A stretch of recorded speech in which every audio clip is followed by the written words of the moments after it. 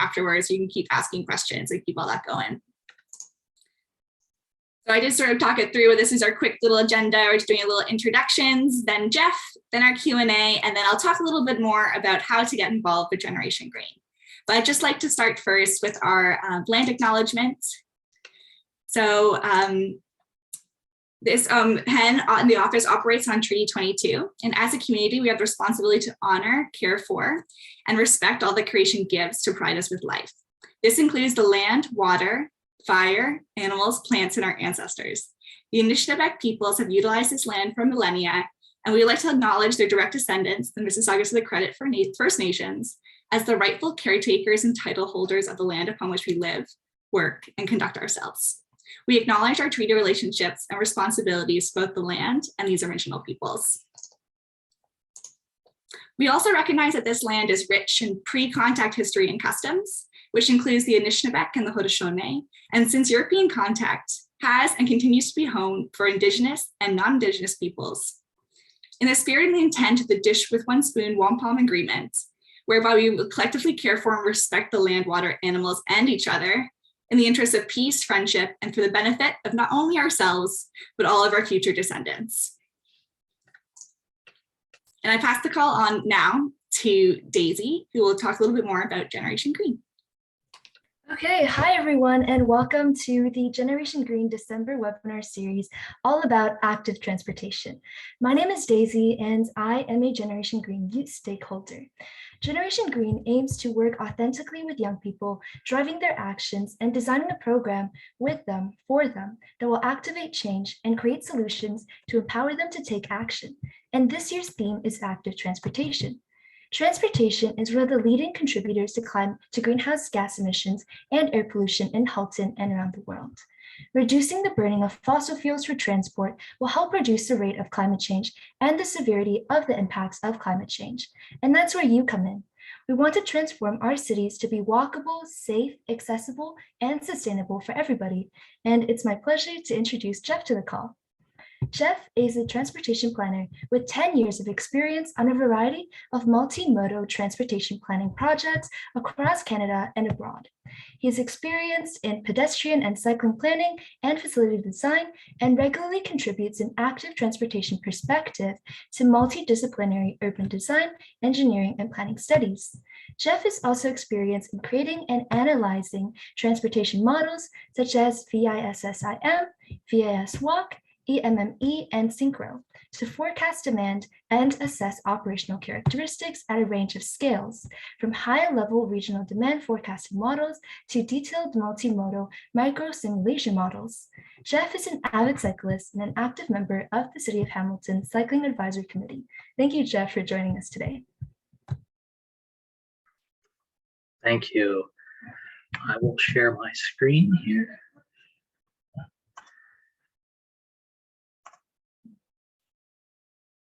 Share.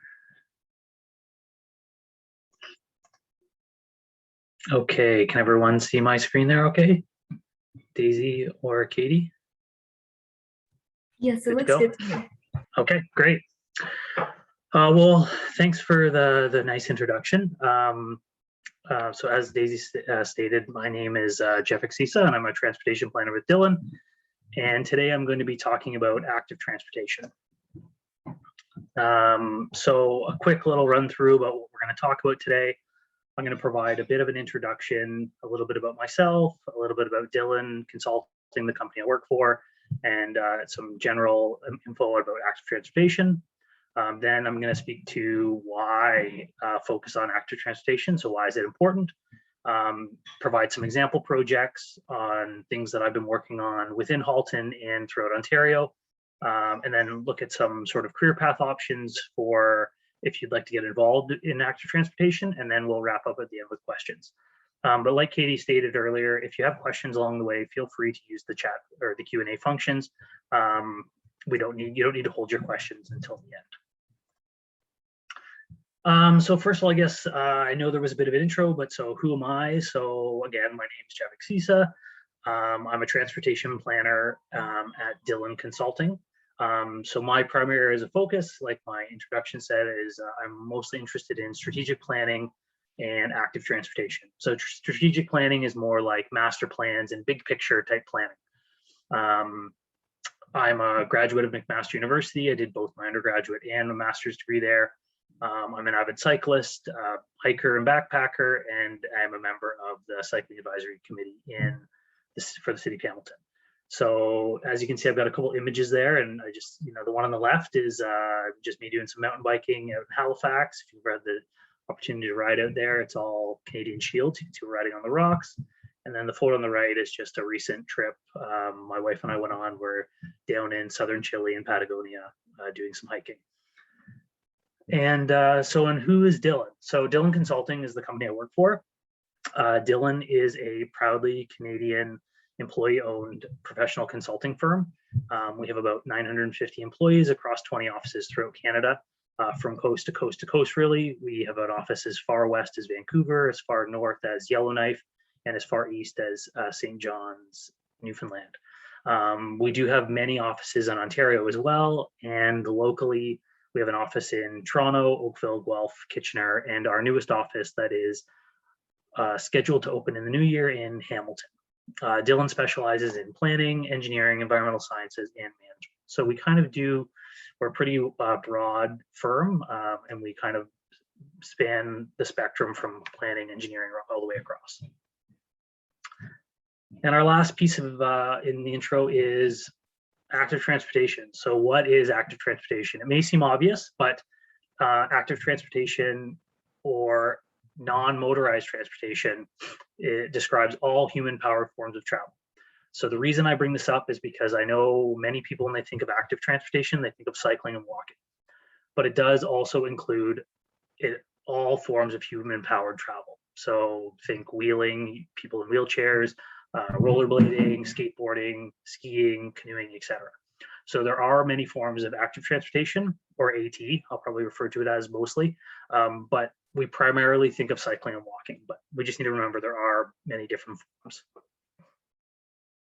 Okay, so why focus on active transportation? So intensification and urbanization, increasing traffic congestion, the rise in obesity and health conditions associated with low physical activity levels, degrading environmental conditions associated with automobile travel, i.e. pollution, greenhouse gas emissions, fractured habitats, and the public demand for high quality personal mobility choices and unstructured recreation activities are all reasons why we should focus on AT.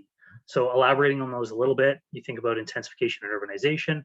Our cities are growing in size and density. And as we grow in size and density, there are more and more cars on the road. Congestion is increasing. As congestion is increasing, there's financial costs due to delay. There's environmental costs. As we sit more at our desk and in our car, obesity is on the rise. There are a number of reasons why we should focus on active transportation. And as our cities continue to evolve, whether they evolve in sustainable ways or unsustainable ways, there are different challenges, and as our population continues to age. So there's a lot of reasons why we should focus on active transportation. Similarly, what are the benefits of active transportation? So we have reasons why we should focus on them, and the benefits are kind of the inverse of those. So why focus on AT? Active living and health benefits, social and safety benefits, economic tourism benefits, environmental benefits, and then inclusion, accessibility, and mobility benefits. And the next few slides, I'm going to go through each of these individually. And I do have a quick question. So you'll see the image of the woman on the screen there. So if anyone knows who she is, put it in the chat box. It's a little trivia, a little bit of urban planning trivia, if anyone knows who that is, but we'll touch on it a little bit later. So active living health benefits. Obviously, the more people participate in active transportation, the more fitness they're getting. And obviously increasing fitness reduces obesity. As of 2017, 64% of Canadian adults and 30% of children were considered overweight or obese. That is a huge number. And obviously physical activity is the key to weight loss programs. Thus, active transportation is a critical component, or can be a key piece to reducing those numbers. I know it's a little bit small on the top right, but that's the graph indicates red is obesity, and the blue line is cycling, walk, and public transit mode shares. So it includes public transit because you can't take public transit without also using active transportation. It is very rare that the bus would pick you up, or the subway or the train at the end of your driveway and drop you off exactly where you want to go. So typically, public transit is also seen in a very positive light when it comes to AT, because to use public transit, it also requires an AT trip. So as you can see here, as the mode share and walk, cycle, public transit increase, obesity decreases. You can see Canada and US or in the United Kingdom are kind of there on the left, and then you see a number of European nations towards the right. So I think that's a very stark visualization of how active living can reduce obesity. It also reduces the risk of cardiovascular disease, diabetes, stroke, and cancers. There's been a lot of research that indicates that physical activity has shown to help reduce the risk of these conditions. When people are physically active, their quality of life and health increases. So again, it's it's not necessarily totally causal, but typically people who are participating in active transportation are more fit and healthy and are at much lower risks for many of these diseases. And also mental health. Studies suggest that physical activity can reduce the symptoms of depression, anxiety, and panic disorders. Again, it's the more that we spend outside exercising, it has positive influences on our body and mind. So social and safety benefits. So the main benefits of AT towards social and safety are when you're in your car, you're typically in your car alone or with one other person. When you use active transportation, it provides you an opportunity to get out into the public realm, into the public space. And when you're out in the public, it provides you opportunity to socialize. I'm sure, like all of us, I mean, we've all been cooped up in our homes for so long because of COVID. A lot of people are really looking for an opportunity to get out and make social interactions, and participating in active transportation, whether for leisure or other, provides those opportunities. Communities that are walkable and bikeable will typically have residents who are more likely to know their neighbors because they're out and about and they're chatting. They're more likely to participate politically, to trust others, and be involved socially. So those are all really important things. And when active transportation rates increase, the rates of collisions between vulnerable road users and motorists decrease. So the idea behind this is safety in numbers. It's not that because when there's few active transportation users, motorists are not expecting them or used to seeing them, but when there's pedestrians, cyclists in greater volumes, such as in larger cities, motorists are more attentive to expecting cyclists and pedestrians to be there. So as a result, the drivers are more attentive to these road users as well. So that's why they call it sort of the safety in numbers effect. The more people that are out there, the more motorists are expecting them, and as such, the number of collisions goes down. And again, this is to our little trivia question here. So also the theory of eyes on the street or natural surveillance. So again, as more people are out in the community, whether they're walking, cycling, walking their dog, socializing, whatever the case may be, there's more people out on the street, and it's been seen that it's less likely for crimes to occur in these circumstances, simply because there's more people out there observing. Most criminals don't want to commit crimes when they are in plain sight of others. So another reason why, and a sort of benefit of active transportation in the community. Next, maybe one of the biggest ones is the environmental benefit. As you can see, if you look at the graph or the sort of the pie chart on the right, you'll see transportation down there is 28%. So those are Canada's greenhouse gas emissions. So those are from 2015. So they're a little bit dated, but not too bad. And if it's a little bit hard to see, but within the transportation, the largest wedge within that 28% is called cars and trucks. It's 19.9%. So that's actually the biggest wedge on the entire pie. That wedge would also include, that wedge would also include transport trucks and trucking and logistics, but the majority of that wedge would be personal automobiles. So when you consider that's one of the largest, it is the largest wedge on the pie, and when you just boil it down to just personal autos, it would be one of the largest. So that's a pretty significant area where we can try and affect greenhouse gas emissions and climate change. And then moving to the left, we have the bar chart. So this is a bar chart from the City of London, and it kind of says the same thing. And although it's the City of London, it's not anywhere in Halton. I would suggest that the conditions in London would be very similar to other cities in southwestern Ontario. So you notice there that the largest emitter is the bar on the right, personal vehicles. And you'll notice the blue bar a few over is freight vehicles. And fleet vehicles, I should say. So those would be the two that would combine to that 19.9 on the pie chart. But you can see that personal automobiles are the largest contributor of that's tons of CO2. And then lastly, the little infographic on the left is very interesting. And this infographic is looking at the side-by-side comparison of bicycles and cars as it relates to grams of carbon dioxide produced. So a bicycle for production and operation uses about 21 grams per kilometer. That's the key, per kilogram, per kilometer on average of CO2 emissions, while a vehicle uses 271 grams per kilometer. So more than a 10-fold increase. So, so it's obvious that by using more active transportation, we use less automobiles, and we're emitting less GHGs and CO2. So there's also significant benefits to active transportation from an an economic and tourism point of view. Obviously, an increase in active transportation, as we have an increase in active transportation, we have a decrease typically in automobile use.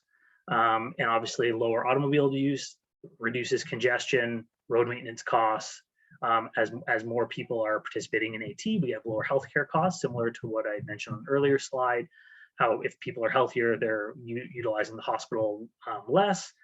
We have lower parking infrastructure costs. Parking is very expensive and takes up a lot of space. It makes impermeable surfaces, and surface parking lots are very costly to maintain. And also AT increases property values. Homes that are in neighborhoods that have strong AT networks often see increase in property values. And then from a cost point of view, if you were to consider building a bike lane versus widening a road, it's about half the price to build bike lanes on a road as it would be to widen a roadway. So to add a bike lane, it costs about $20,000 to $250,000 per kilometer per bike lane. So the discrepancy in the numbers here would be if the road was wide enough that you could simply just restripe it or repaint the lines, it would be very low cost, but the $20,000, where if you had to widen the roadway to accommodate the bike lanes, that would be on the higher end. But in comparison to widening a 2-lane or 2-road roadway, the cost is closer to $1.3 million a kilometer. So adding cycling infrastructure is significantly cheaper than adding auto infrastructure. And also the cost of congestion. It's estimated that it cost Canadians $2.3 to $3.7 billion in 2002. So those numbers would be considerably higher today. The majority of that cost is related to time lost and fuel costs, but I believe it's more than 70% is related to time, just lost productivity from just sitting in congestion. Consumers using active transportation also tend to shop in where they live, shop closer to where they live. And this is really good from a retail point of view. A good example of this comes from the City of Toronto, where there was a lot of pushback from business owners on Bloor Street. The city wanted to put in bike lanes, and the business owners said, no, we really don't want them, because they would have had to remove the parking lanes. So the business owners were very concerned that this was going to impact them financially, as their consumers wouldn't have anywhere to park. So they decided to do it as a trial, and throughout the trial, the business owners couldn't have been more pleased. They actually found that with the removal of the parking and the addition of the bike lanes, they actually saw increased revenues. And now that project has been, it's no longer temporary, it's no longer a trial, the bike lanes are permanent. The business owners found they actually saw quite a significant increase in foot traffic and in sales. And when you think about it, if you're driving past a store and you spot something in the window, you're unlikely to pull your car over, find a parking spot, walk into the store, and go take a look. But when you're on foot or on a bike, if you see something like that, it's easy to just pull off to the side, park your bike, and go inside, check it out, and then carry on. So those are the main economic benefits. And then AT also has huge impacts from a tourism point of view. The Ontario government estimated that 1.7 million cycling tourists spent a collective $428 million in 2017 in Ontario. Cycle tourism has become very large, very big, and they'd be spending their money on hotel stays, restaurants, etc. And then the same thing would happen with hiking. So there's a lot of tourism for example, in this area, people would be using the Bruce Trail, for example. So hiking sees similar numbers, not quite as high as the cycling numbers, but would see similar positive benefits. And last but not least, inclusion, access, and mobility benefits. So not everyone has access to an automobile for various reasons. Youth, seniors, persons with disabilities, people who can't afford an automobile. So there's lots of reasons why you may not have access to an automobile. So active transportation and active transportation facilities provide these people a way to get around. And for youth especially, I mean, from my point of view, youth are particularly important because if you ride a bike at a young age, you're more likely to ride a bike as an adult. If you learn those habits early on, then you are likely to stick with them. And it seems like that is the direction things are going. Some recent studies suggested or observed that millennials, so people aged 25 to 40, are purchasing vehicles at half the rate of Gen Xers, so the cohort above them, 41 to 56. So things are changing, and hopefully they continue to do so. Okay, so this next section of so now that we've talked about why AT, I wanted to go through some of the ways that you can apply AT in some projects that I've worked on. So this first one is a policy and planning project. So I'll kind of talk about some different types of projects to give you a bit of a flavor on what we do with AT. So this is a little bit north of Halton, the town of Orangeville. So we developed a cycling and trails master plan for the town of Orangeville. So what is that? So it's a long-range strategic planning document that will help guide the planning and design and implementation of the cycling and trails facilities within the town. The plan determines community goals and aspirations through public consultation and provides a blueprint and a set of tools to achieve these goals and aspirations. Essentially, it will make it easier to walk and bike in Orangeville.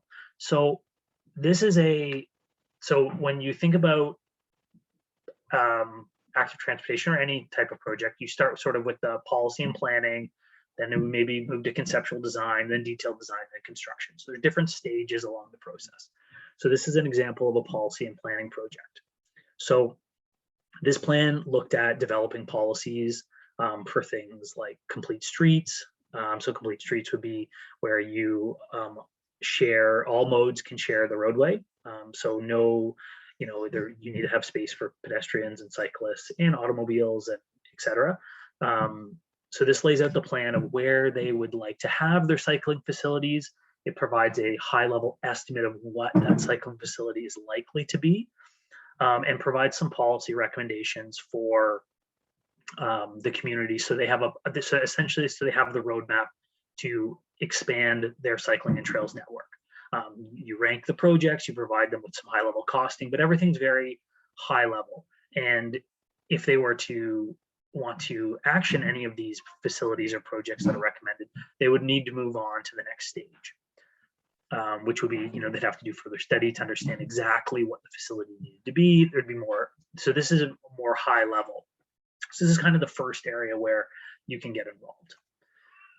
The next example is actually right here in the city of Burlington. So this project is ongoing currently. So we're working on the integrated mobility plan for the city of Burlington. So this project is very unique because unlike in Orangeville, where you looked exclusively at the cycling plan, and they also would have a transportation plan and a transit plan, and all those plans would have been developed individually. In Burlington, we have the task of currently of taking all the plans they have and overlaying them on one another to make sure that all of the plans jive with each other. In the traditional way of doing transportation master planning, you would often have conflicting views on roadways. So you might have a roadway where it's scheduled to be everything, and a road can't be everything to everyone. So there needs to be trade-offs. So if it is a cycling corridor, then maybe there's not room for transit on that corridor. Maybe there is, but it's all about trade-offs. So in Burlington, we're working on a study right now that is not only prioritizing cycling, but making sure that the cycling priority fits within all of the other priorities as well. Pedestrians, transit, cars, trucks, they all need to work together. So that's what this plan in Burlington is doing. So this is another example of a policy and planning study. So again, it's high level. A third example here. So this study this is getting more sort of into the design and construction components of active transportation. So this study here is in the city of Hamilton. It's called the Keddy Access Trail. It's a protected multi-use trail that crosses the escarpment. So it goes up the mountain in Hamilton on the Claremont access. Excuse me. This study had many components, from planning to functional design to detailed design, then to construction, and it's currently built today. So Dylan did the entire study. So it started out with planning. So we had to repurpose an automobile lane to make room for the multi-use trail. So the first question was, can we remove an automobile lane or remove a lane from auto use, and will the road operations still operate fine?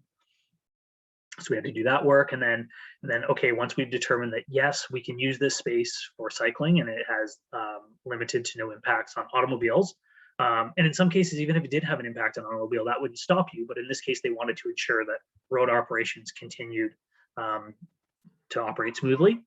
So next, we use a training manual, or a manual called OTM Book 18. So it's the Ontario Traffic Manual Book 18, cycling facilities.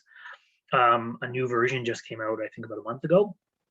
And this book helps you to determine what is the appropriate facility based on the conditions. So this is getting into more, this is more detailed planning than we would have done in Orangeville, for example, where we just identified the corridors and we said, this is the road you want to put a cycling facility on. And we would have given a high level, like it should be a bike lane, but this is the step where you confirm that. So this is where you look at all the characteristics of the roadway, from operating speed. So in this circumstance, anyways, we looked at operating speed, motor vehicle volumes, vehicle mix. So the mix between automobiles and truck traffic. And when I say trucks, I mean heavy trucks, transport trucks, any type of collision history, and available space on the roadway. So these are all considerations. So once we assessed all the considerations, we determined that, in fact, this multi-use trail was the appropriate facility. And although it's a little bit difficult to see, this image here at the bottom is a conceptual design. So conceptual design is the next step, and conceptual design or functional design, they're the same thing, isn't really detailed. It's high level. It's a CAD drawing or a computer assisted design drawing, but it doesn't get down to the details of all the nitty gritty measurements and signage, etc. This is more still at the planning stage. I'll get into detailed design on the next slide. And then the image on the right is the facility that's completed.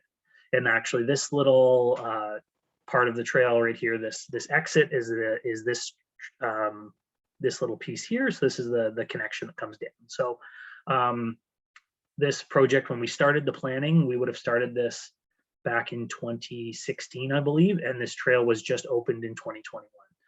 So it can take a long time from planning through functional design, detailed design, all the way to construction. But this is a very nice project, and I'm quite proud of it. And then another example, using the same sort of planning, functional design, detailed design, construction is, and this is more of a rural one. So this is a project we worked on for Parks Canada. Parks Canada, this is out in Uxbridge area, Pickering, Uxbridge. They wanted to develop a trails network through the Rouge National Urban Park. So again, we worked on this project in entirety from the planning. So because this is a off-road trail system, we had to physically walk the lands to see where it was appropriate to put the trails. And then again, there would have been functional design down to the detailed design and construction. So in this case, you see the detailed design there. So that's kind of this image on the right is just a bit of an example of, it's a little, again, I know it's hard to see, but compared to the functional design where it was sort of just, this is where it's going to go. This is all the details. So this particular drawing is a signage drawing. So this is identifying exactly where all the signs need to be placed by the constructor. And this project is currently being built as we speak. So that provides a bit of an overview of the types of work that we can do. So there can be sort of planning and policy type work. There can be planning and functional design. Then it gets into the detailed design, and then even to the construction and construction administration. So that gives you an idea of the type of work. And then I just wanted to do a brief overview of, so if this type of work interests you, how you could get involved in this type of work in the future. So from a career path point of view, so my career path is a bit unconventional in the sense that I'm not technically a planner, I'm not a registered planner, and I'm not an engineer. I would say most people who are involved in the active transportation industry are either planners or engineers. I'm not, but that doesn't mean you need to be a planner or an engineer. I mean, I'm a perfect example. So I went to McMaster, and I have both my degrees are in geography, and through my study in geography, I got very interested in transportation, and I was also a very technical person. So I was very interested in GIS. And so I started working with GIS, and then I started my career at Dillon as a GIS analyst. And through that, I sort of evolved into a transportation planner as I was able to, grow my transportation skills. So my career path is a little bit unconventional. The more conventional path would be, like I said, a planning or engineering background. So if you wanted to get involved in this, there are a number of different ways. So planners, both city, town, urban, rural, they're kind of all the same thing, or not the same thing, but they're kind of all synonyms. Different types of planners or transportation planners. So you can go the planning route. You can go the engineering route. You can go the technologist route. So I know that Mohawk offers a transportation engineering technologist, whereas the transportation engineering program would be from a number of universities. Certain universities offer planning designations. Waterloo comes to mind. And then, so that's on the planning and engineering side, or if you're interested in the design component, you could be a roadway designer. And maybe you don't want to dive headfirst into AT, but you still want to be involved. So other sort of more technical supporting roles would be the CAD designer, who's helping the designer produce the drawings, the GIS analyst, and the staff that are responsible for the consultation. So those are all sort of areas that you can also get involved in AT.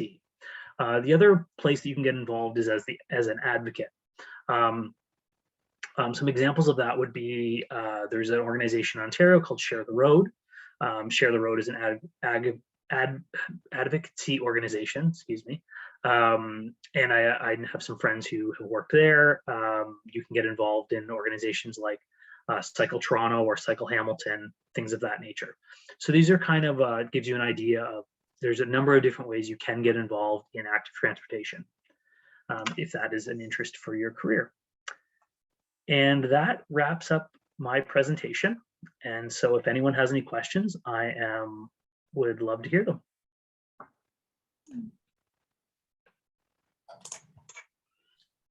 Awesome. Thanks, Jeff.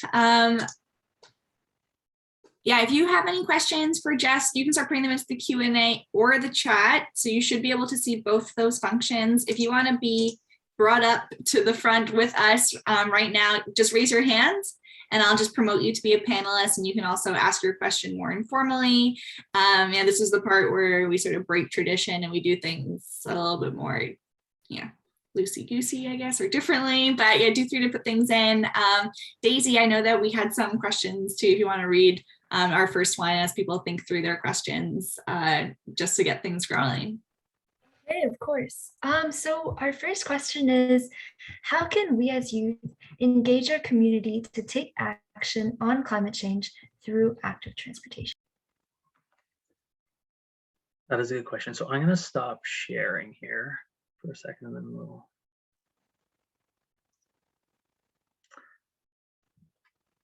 Yeah, so there are a number of different ways. So one really good way to get involved in your community is, as I mentioned, I'm on the cycling advisory committee for the city of Hamilton.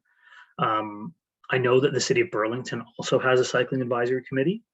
So that there are opportunities like that. I believe in Hamilton, I believe you need to be 18 to be on the committee. So it might not be an opportunity so much for youth, but there are opportunities to get involved in that way.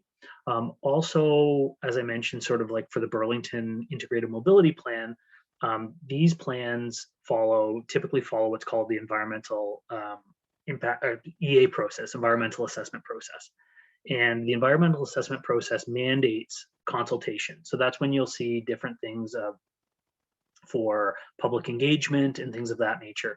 And that's another good way to get involved, because your feedback really helps shape the project. If we don't get feedback from the public that guides us, I mean, as practitioners, we only know so much, but often we're working in communities that we're not experts in. So for example, I live in Waterdown, so I know Burlington reasonably well, but I don't live in Burlington. I don't know the nuances of Burlington. So if we don't have residents coming out to these public engagement events and sort of letting us know, where we've got things wrong and providing us input, we can't do the study justice. So those are a couple ways that people can get involved. Another way would just be to, a lot of times that youth are very motivated, I know I am, to participate in active transportation, and maybe your parents are a little bit more leery because they grew up in a different era when the car was the dominant mode of transport. So, it's about educating others as well. I mean, cycling and active transportation can be done safely. So I think just if you're interested in it, give it a shot. If you're a little bit hesitant, go with somebody who's done it before and just give it a shot. And I think when people, like most things, when people are willing to try it, they'll find that they often like it, and there's a lot of benefits to it.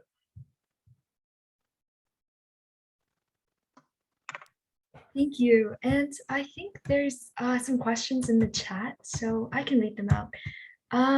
First question is, what kinds of things can we do to encourage others to participate in active transportation? Active transportation, others too. So I think kind of what I was saying there is if it's easy to, it's very encouraging when people see others doing it. So it's one thing if I, suggest to you that, oh, we should all ride our bikes, but then if I just drive my car, then it's not that great. So if you practice what you preach, and and people can see that it's easy to say one thing, but if you're actually doing that action, then it's a lot more relatable. So I think that's one way. Another encouraging way would be, I know for myself, I mean, I find it faster to get around a lot of the times.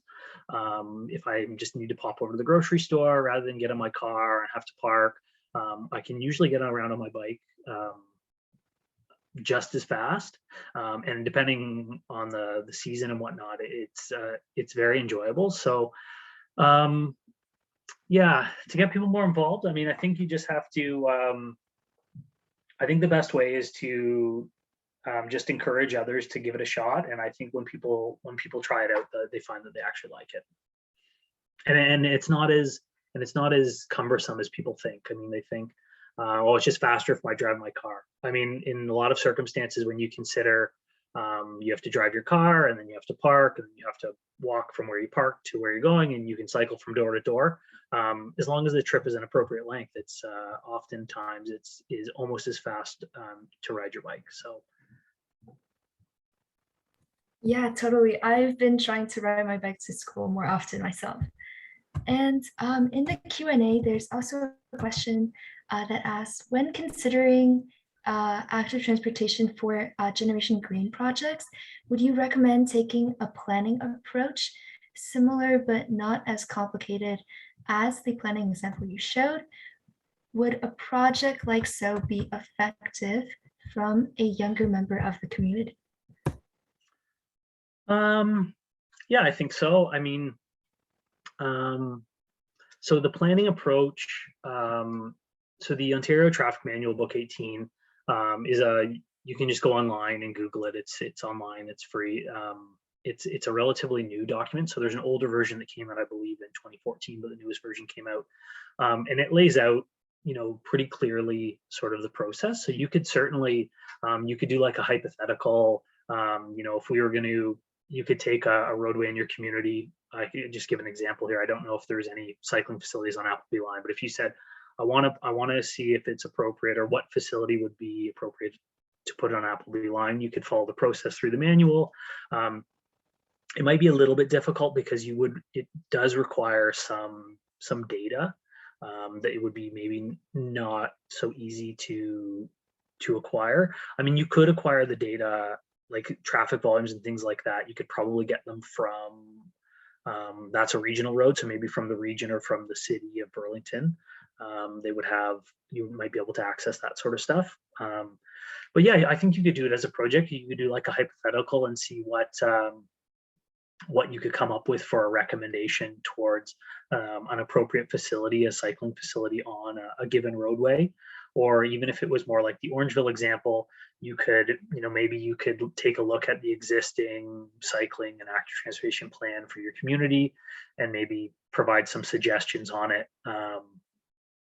Provide your lens on it. Maybe that you think that maybe it's an outdated study that you think you could provide some contribution to. And yeah, so I think there would be some challenges, I think, with maybe collecting data, but I certainly think you could apply some of the planning approaches in one of your projects. And I'll pop in here really quick, Jeff, too. The nice thing is we have great relationships with all the municipalities. Later on this month, Chris from the town of Oakville is going to be coming on talking about the sustainable transportation, active transportation plan in Oakville in particular. And then we're going to have one for Burlington, for Halton Hills, and for Milton. So if there is data that you need for your project, or if you're wondering that you want to do something like this, kind of like an audit to see what's available, what's stopping you, what's stopping your friends, your parents from taking active transportation. These are the types of projects that you could do, and you can learn more about it. And we can get you the things that you need to support you too.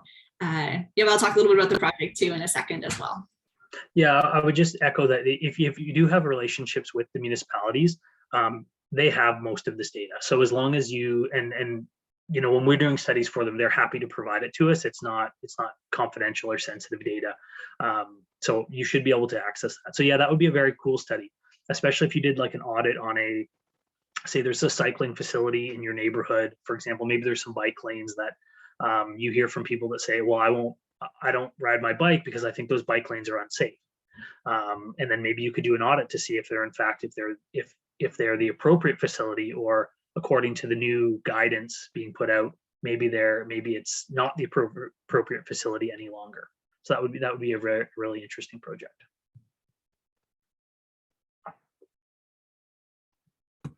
Yeah, and Camille has a question of, is it safe to use bike paths in the winter? So, okay, that is a good question.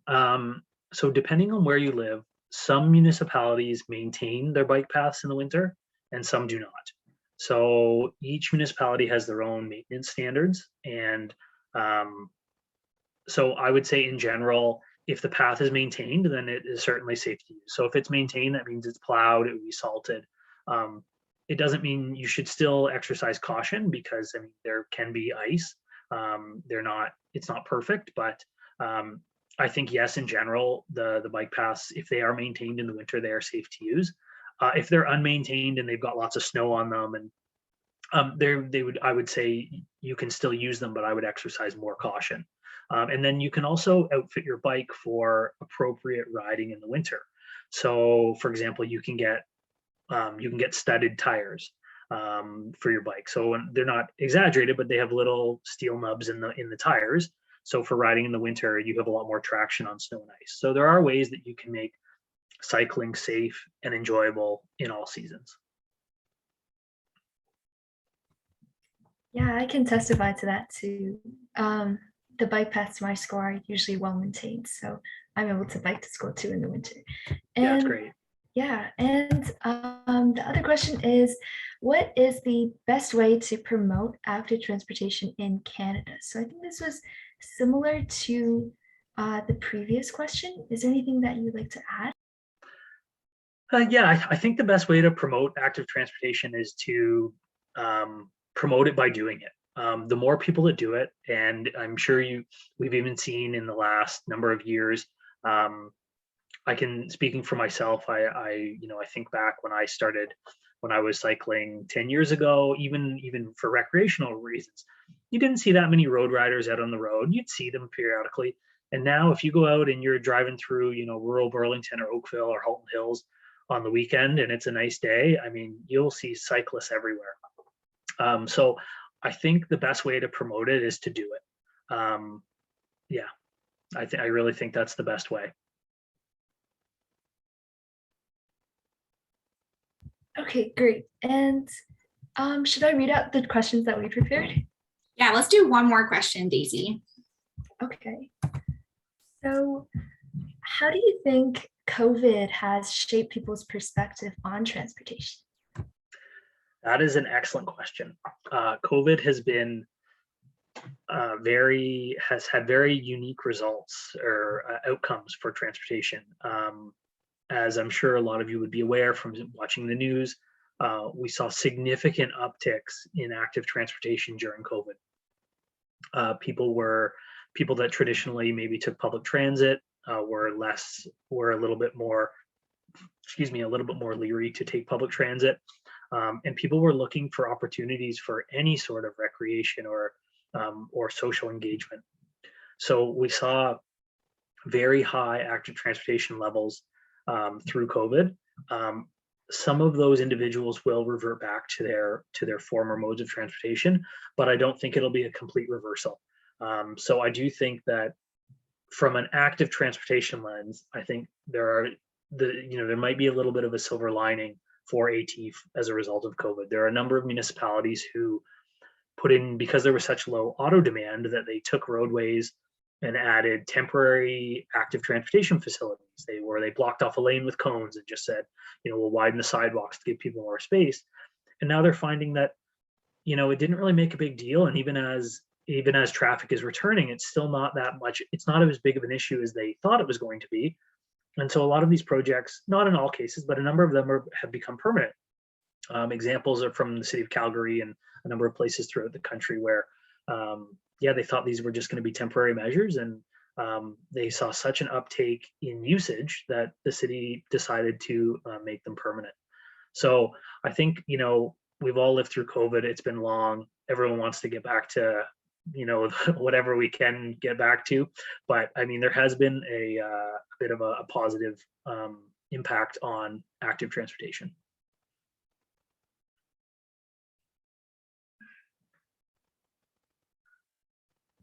Yeah, definitely. And I think that's the end of our questions. Thank you so much. Yeah, no problem. Thanks, Jeff. And I am just going to transition and talk a little bit about the Generation Green projects that I know that a lot of us are here to talk about. Thank you, Jeff, for kind of going through the transportation and what it means, because this year, we really want to focus on that in particular. We want to focus on the small action. You know, when you think about transportation, you think it's so simple. I'm just not going to use my car. I'm just going to walk instead. But if it's so simple, then why doesn't every single person do it? I think that's the big question. It's like sometimes those small actions have really, really large impact. And that's what we're going to test out into the next sort of while we do Generation Green. So I just put up some stats too. Some of this is actually, Jeff, and you might not have known, I think we talked a little bit about, but on the side here, you can see in 2020, when we were doing our project, we mitigated 20.3 tons of GHG or carbon dioxide equivalents. In 2021, we did 23.8. What can we do in 2022? I think our number is going to grow significantly. As you can see, I just put up some stats, but Jeff sort of went through it in his presentation too. Transportation is one of the sort of largest areas that contributes to greenhouse gas emissions globally. It's about 14% of the global greenhouse gas emissions. I mean, just like Jeff said, a lot of that is personal car use, some of that is transportation use. And we did a GHG audit, a greenhouse gas audit, about a couple of years now. And in Halton, transportation, you can see, was 36% of the GHG produced in our own area. So not only is it around Canada, around the world, but also in Halton, we know that the way that we move around our community is contributing a lot of greenhouse gases. And what can we do? Well, this is where Generation Green comes in. So what is Generation Green? Basically, it's a movement by young people to take action. It's all about doing a project. And this is what you get from doing the project. You get 20 community involvement hours. You get to make a big impact. We get to reduce our GHG emissions. And we get to say we did it as a youth group. And we can easily see those numbers. Just like last year, if you participated last year, you'll get a tracking sheet. You'll get a toolkit. And if this is your first time, you'll be getting those tools from me as we sort of roll out, especially starting in the January New Year. So you'd be thinking about your project now. Jeff mentioned a couple of really great ideas, but there's a lot of ways that you can interact with this topic in particular. And of course, you get to be recognized. So we recognize your work, the most impactful, the most creative, the most innovative. So that stuff is coming in the new year as well. So there's lots of great ways that not only you're going to make big positive impact, but you are going to get recognized as an individual as well. So win-win both sides. So why do the project and how do you do it? Well, why? Because you actually make a tangible change. You get to do something, you get to physically calculate what does that change actually mean, and you get to see how much GHG you actually reduce by your action. And honestly, every project I look at and all the different work that I do over the years, like it's so cool to see by choosing one really simple thing, like I'm just going to carpool with my friends to school and back, how much GHG you actually reduce. And then that one action multiplied by 100, multiplied by 200 has such a big impact. So how do you join? In your own home or your local community or your school, you could implement your project or program or initiative that reduces your greenhouse gas emissions. So what you're going to do is you're going to submit your project idea into the project proposal form. Thank you, Zayden. He just messaged me because I sent it to him and he says it's not working. I don't know why Google Forms is doing this to me right now, but I'll get it up and working. And once I do, I will send it to everyone. It says it's no longer accepting forum answers, which is strange, but once it's up, you can start putting in your ideas. So basically that form is going to ask you your name, your school, and then what you would like to do. And it's okay if right now your project have an idea and then maybe 2 months from now your project changed. We just want to know that you're committed to join with us with Generation Green and try to reduce your GHG emission as much as possible by focusing in on the way that we move around our community. So you will track and measure your impact and you're going to report back to us in spring of 2022 with your results, where we put every single project, every individual project together. And then we look at that impact collectively, what we can change in just a short amount of time. Cool, so this is an outline of every single step that you'll take. We are right now at the very, very beginning that submit, brainstorm, choose.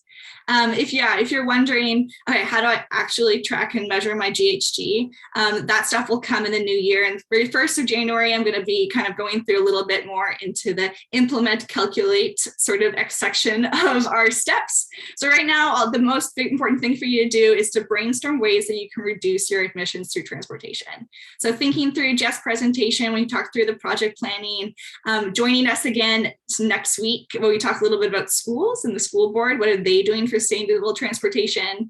And then I mentioned it too, joining again to hear from Chris from the town of Oakville to see what municipalities are doing. These are just to help you sort of brainstorm ideas about what type of project you might want to do. And it can be so simple as, like I mentioned, I'm just going to walk to school, and I'm going to only walk to school for 3 months. And I'm going to see what that would be. Normally I drive, this time I walk. So that's kind of the way that you could do, or it could be something more complicated or more creative. It's really up to you. You can get your family, get your school involved. You can go big, you can go small. What we need you to do at this point is just think about that idea and submit your project proposal by February 7th, 2022. So you got a good chunk of time to sort of think your idea and put it in. Once you submit your project idea, you can start doing your project. So you can start today if you submit your project form, TBD until I get the form working, and then you can start working on it over Christmas or forever, or up until the end there.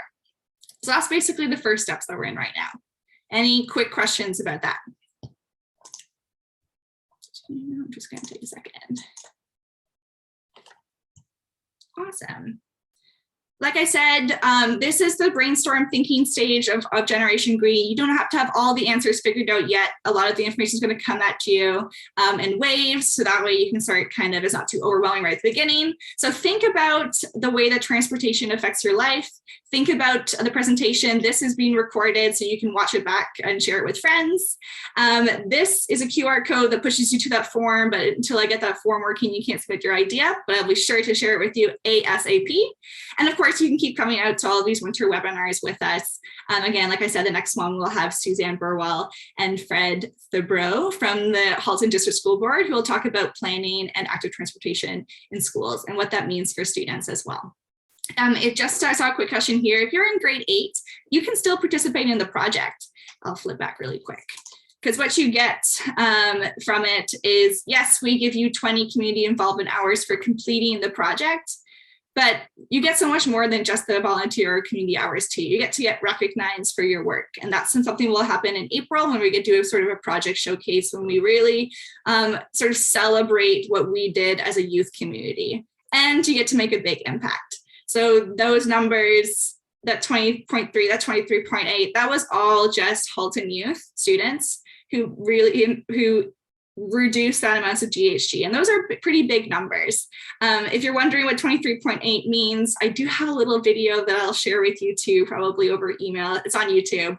That kind of breaks down what it actually means, like how much garbage did you reduce, like how many cars does that mean that we took off the road, that type of stuff.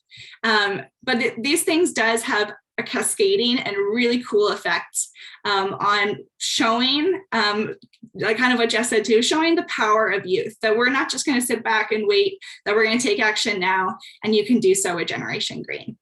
And again, this right now is just a chance for you to think through and start wondering how you can get involved. But the next phase, which will be in the new year, we'll talk about how to actually track. And they'll give you the tools you need, and I'll support you. I'll make sure you have the data you need. If you want to do something super fancy with the municipalities, I will give you everything you need and support you throughout the entire process. So you're not in this alone. You'll have other youth stakeholders, other people who've done projects. They'll come on, they'll talk. I know Daisy's done a project in the past too. I don't know if you have a quick moment. Sorry to throw you in the spot, Daisy, but if you want to just quickly, briefly talk about the project too, yeah, feel free to unmute as well. Okay, sure. So I was part of Generation Group for the past 2 years, and I did do 2 projects, and I attended the first event that we had. I think it was in person, which was great.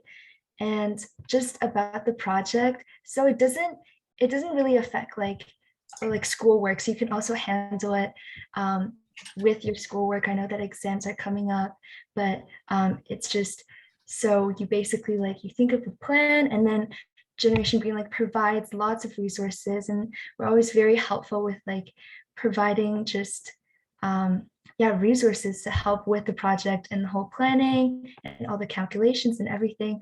And the program is just it's very supportive. So you get lots of opportunity to like explore anything that you want to. So in the past, I was really interested in fast fashion, and I was able to do a project on that. And last year I focused more on electricity and just saving energy. So you can really just delve into any of those just like categories that you really enjoy and are interested in. Yeah. Thanks, Daisy. Sorry to throw you on the spot. And I am looking at the time. I know we're going a little over, so I just threw up my information here. If you want to email me, you can see my email there, katrine@haltonenvironment.ca. I will be sharing this recording with you along with a project proposal link. You can also follow us on social media, check out our website, and stay involved there. And I just want to thank you again. Thanks, Jeff. Thank you, Daisy. And thank all of you for staying on this webinar with us. And do check out next week's one as well. It's the same link, so you can click the same link and join in. It should be a real good time. Amazing.